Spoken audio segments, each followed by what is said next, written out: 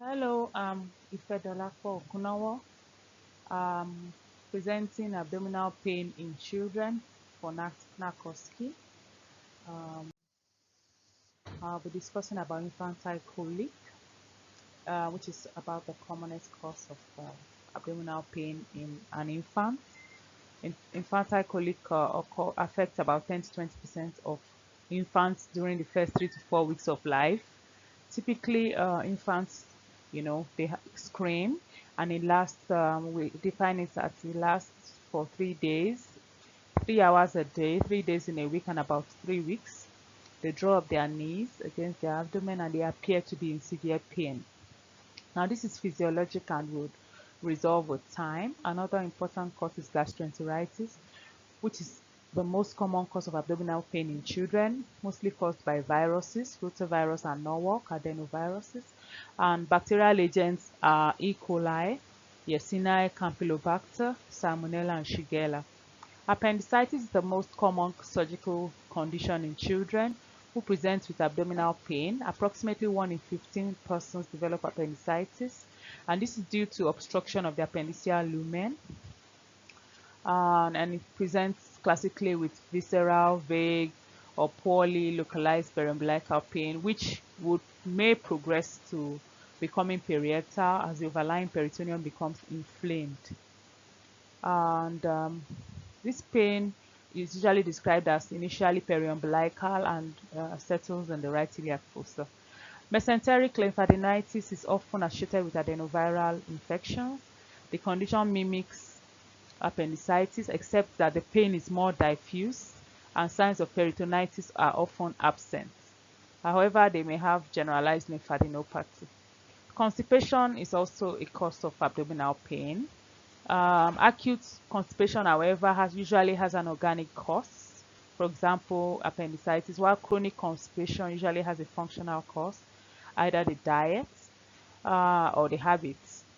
Abdominal pain also resulting from constipation is most likely would occur in the left-sided iliac fossa or the suprapubic region. Abdominal trauma could also cause pain.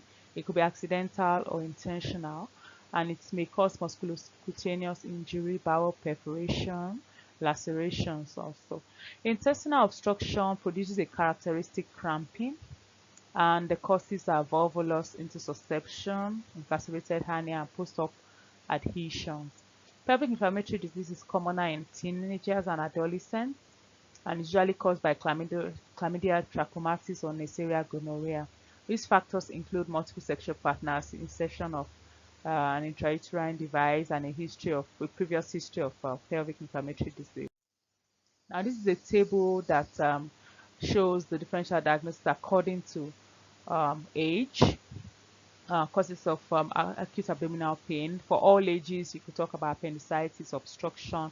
Child abuse should always be considered in every case. Constipation, gastroenteritis, hemolytic uremic syndrome, which could also present with bloody diarrhea, pallor, jaundice, pancreatitis, sickle cell, and a crisis, trauma, and a urinary tract infection. However, in infants and toddlers, Hirschsprung disease, infantile colic, inguinal hernia causes. In school age, functional pain, henoxylene purpura, lead poisoning, intussusception. It's however rare in school age children. Adolescents always think of an ectopic pregnancy, functional pain, also inflammatory bowel disease, irritable bowel disease syndrome, and ovarian torsion in very acute cases, sexually transmitted infections. This is also a table showing assessment of acute abdominal pain. If it's sudden onset, we should think of things that could possibly cause sudden onset abdominal pain: testicular or ovarian torsion, intussusception, perforated viscous, particularly the history of trauma, bloody diarrhea, gastroenteritis, inflammatory bowel disease, bilious vomiting, obstruction comes to mind. With polyuria and polydipsia, we should think of diabetic ketoacidosis. Now, if it's episodic or colicky, gastroenteritis, mesenteric adenitis, or ovarian torsion. If it's dull, and increasing in intensity, appendicitis, with vomiting and diarrhea, gastroenteritis. Pneumonia, particularly lower lobe pneumonia, could also present as such, and especially if there's fever and cough also. Dysuria, you should consider a urinary tract infection. This is also a schematic diagram on evaluation of acute abdominal pain in children. Now, taking the history for NAC OSCE, you want to introduce yourself, and then the complaints must be in patient's words. History of presenting illness, onset, cause, and duration, which is key if it's pain. The location also determines what you'll be considering: the quadrant, epigastrium, suprapubic or flanks, with progression. The quality, radiation severity, triggers, the timing, alleviating and aggravating factors. If it's the first time, and what has been done so far. Associated symptoms like nausea, vomiting, diarrhea, change in bowel habits, appetite should also be considered.